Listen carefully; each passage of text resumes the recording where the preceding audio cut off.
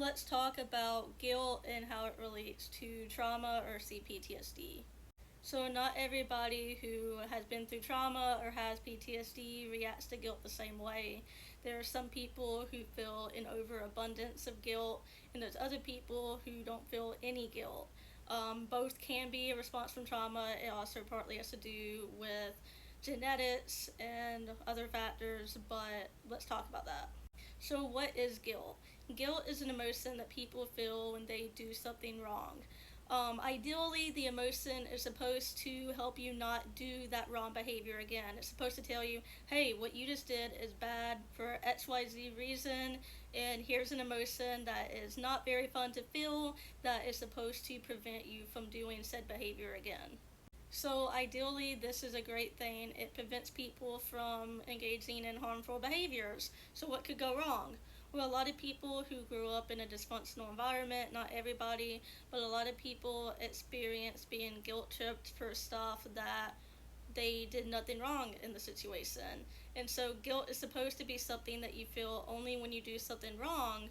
But if you grew up in a dysfunctional family or around dysfunctional people, they may have made you feel guilty for things even when you were doing nothing wrong. And people can have different responses to that. Some people, they turn off their guilt at a very young age, which again, this is a child, so it's not necessarily like a choice. But like the child's mind can decide to turn off the feelings of guilt because they are being guilted for stuff that is not their fault, and it would cause probably an overabundance if they were to feel it. And so their brain, as a child, decides to turn it off.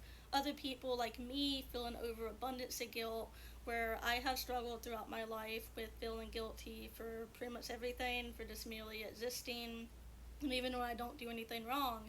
And so, what can we do about this? Or we just like curse for the rest of our life? What can be done?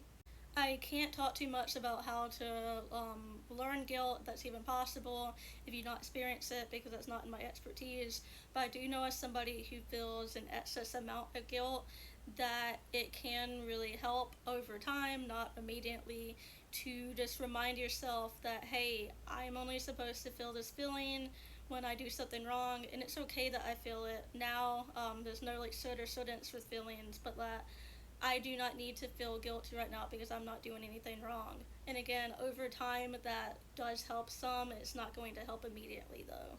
It also helps a lot to get away from the people that do shame you and do guilt you for stuff that you're not doing anything wrong. If somebody makes you feel bad for just needing basic necessities, for just like existing, or somebody constantly projects their feelings of guilt onto you, then it's good to try to be away from that person as much as possible. Intellectualizing things does not always help get rid of it, but it is good to look at where it comes from. I think for me personally, I had an older brother who was abusive that was professionally diagnosed with antisocial personality disorder, which means that he does not feel guilt and remorse. There's other people in my family that do not feel or express guilt and remorse as well. And so I think that what happened is that my child brain, again, a child cannot necessarily choose this because they were a child, but my child brain was like, hey, something wrong happened here. This person's not feeling guilt for it, so I must need to take on their guilt. I must have been the one that did something wrong. I must be bad. So I took on other people's guilt, and because a lot of people in my family do not feel guilty, I think I took on the guilt that they should be feeling. But it's not like a curse, so I have to feel this way the rest of my life. I do think over time, with therapy and working on myself, that I can realize that they should be the ones feeling this and not me. And over time, as I've realized that I was not to blame for my trauma, it should help with this. Just a disclaimer, some of this might have more to do with shame than just guilt. I have alexithymia, and honestly, the feelings of shame and feelings of guilt feel very similar in my body to one another.